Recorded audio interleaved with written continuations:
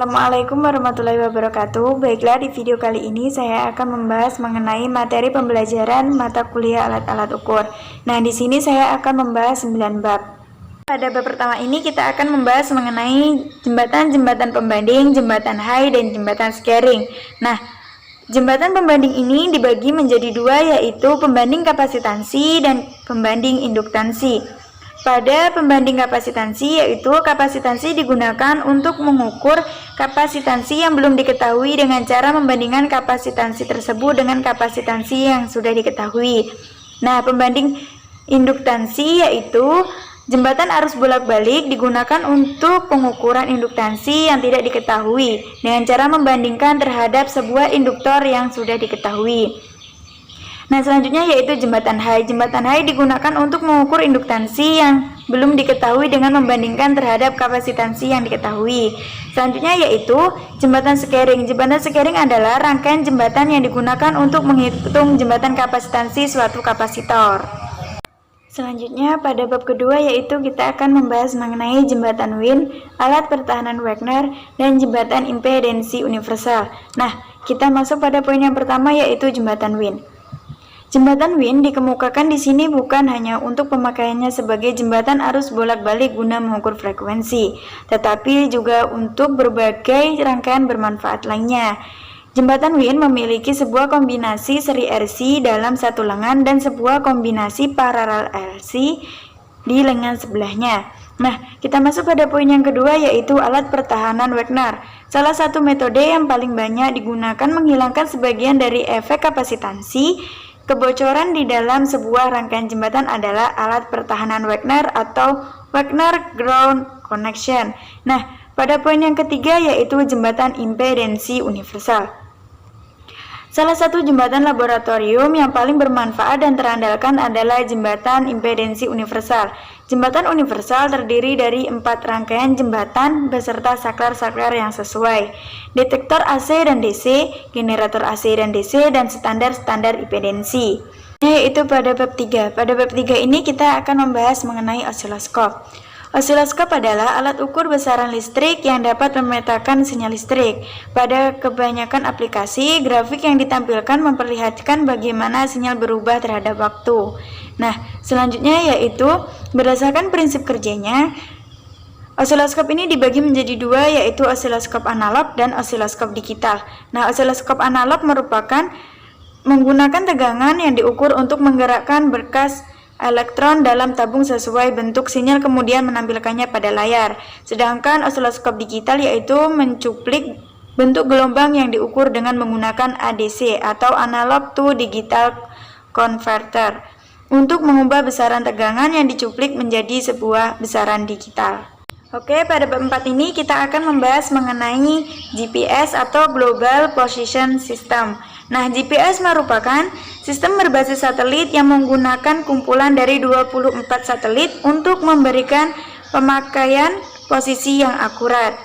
Nah, fungsi dari GPS ini yaitu untuk menentukan koordinat posisi objek berdasarkan data beberapa satelit diukur terhadap titik objek relatif. Pada bab 5 kita akan membahas mengenai sound level meter atau SLM dan loop meter. Nah, pertama kita akan membahas mengenai sound level meter. Merupakan alat yang digunakan untuk mengukur tingkat kebisingan suara yang tidak dikehendaki atau yang dapat menyebabkan rasa sakit di telinga. Sound level meter digunakan untuk dapat mengukur kebisingan antara 30 sampai 130 dB dalam satuan dBA dari frekuensi antara 20 sampai 20.000 Hz. Nah, selanjutnya yaitu lux meter. Lux meter adalah alat yang digunakan untuk mengukur kuat penerangan atau tingkat iluminitas. Nah, selanjutnya yaitu pada bab 6 ini kita akan membahas mengenai anemometer dan barometer. Nah, pada poin pertama kita akan membahas mengenai anemometer. Anemometer adalah sebuah perangkat untuk mengukur kecepatan angin dan untuk mengukur arah angin. Anemometer merupakan salah satu instrumen yang sering digunakan oleh BMKG. Nah, fungsi dari anemometer ini sendiri yaitu mengukur kecepatan angin, memperkirakan cuaca, memperkirakan kecepatan dan arah angin. Selanjutnya yaitu jenis jenis anemometer. Jenis-jenis anemometer ini memiliki 3 jenis, yaitu anemometer tabung bertekanan, anemometer mangkuk, dan anemometer propeller.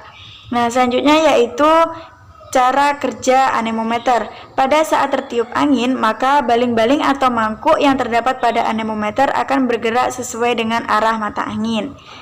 Nah, selanjutnya pada poin kedua kita akan membahas mengenai barometer. Barometer merupakan alat yang dapat mengukur tekanan udara. Hal ini memungkinkan peramal cuaca atau ilmuwan memprediksi cuaca lebih akurat hingga cuaca ekstrim. Nah, jenis barometer ini memiliki 4 jenis, yaitu barometer air raksa, barometer air, barometer aneroid, dan pada bab 7 ini kita akan membahas mengenai psikrometer dan termohigrograf. Nah, pada poin pertama kita akan membahas mengenai psikrometer. Psikrometer adalah perangkat untuk mengukur kelembapan relatif udara. Pada psikrometer menggunakan 2 buah termometer sebagai komponen utamanya. Termometer pertama merupakan termometer bola kering yang digunakan untuk mengukur suhu biasa atau udara biasa. Nah, pada termometer kedua ini merupakan termometer bola basah yang digunakan untuk mengukur suhu udara jenuh atau lembab.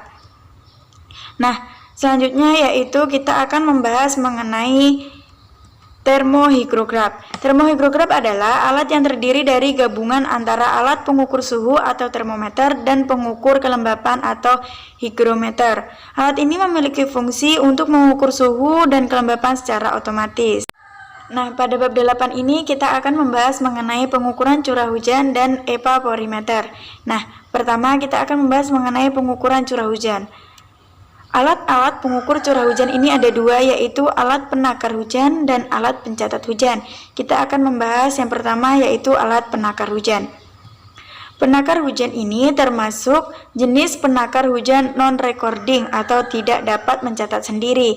Bentuknya sederhana, terbuat dari sebuah corong yang dapat dilepas dari bagian dan badan alatnya. Nah, selanjutnya yaitu kita akan membahas mengenai alat pencatat hujan. Pencatat hujan atau sering disebut dengan recording GOG biasanya dibuat sedemikian rupa sehingga dapat bekerja secara otomatis. Dan alat ini dimungkinkan pencatat tinggi. Nah, selanjutnya kita akan membahas mengenai evaporimeter. Nah, evaporimeter panci terbuka adalah sebuah alat yang dirangkai sedemikian rupa sehingga dapat mencatat jumlah penguapan yang terjadi selama 24 jam. Evaporimeter termasuk jenis alat konvensional, yaitu alat yang harus dibaca pada saat tertentu untuk memperoleh data. Selanjutnya yaitu pada bab 9 ini kita akan membahas mengenai actinograph dan Campbell-Stokes. Nah, kita masuk pada yang pertama yaitu actinograph. Alat untuk mengukur intensitas radiasi matahari dinamakan actinograph, yang dipergunakan untuk total intensitas dari radiasi matahari langsung, radiasi yang dipantulkan atmosfer, dan radiasi difusi dari langit dalam satu hari. Radiasi matahari adalah energi yang dikeluarkan, dipancarkan, atau diterima berupa gelombang atau partikel-partikel elektronik. Nah, berdasarkan asal dan sumbernya, radiasi dapat dikelompokkan menjadi radiasi solar langsung, radiasi terestrial, dan radiasi total. Nah, selanjutnya yaitu kita akan membahas mengenai Campbell-Stokes. Campbell-Stokes secara khusus dipergunakan untuk mengukur waktu dan lama matahari bersinar dalam satu hari, di mana alat tersebut dipasang. Campbell-Stokes adalah alat untuk mengukur matahari terbit dengan satuan persen. Oke, itulah tadi materi pembelajaran alat-alat ukur. Semoga bermanfaat. Thanks for watching. Wassalamualaikum warahmatullahi wabarakatuh.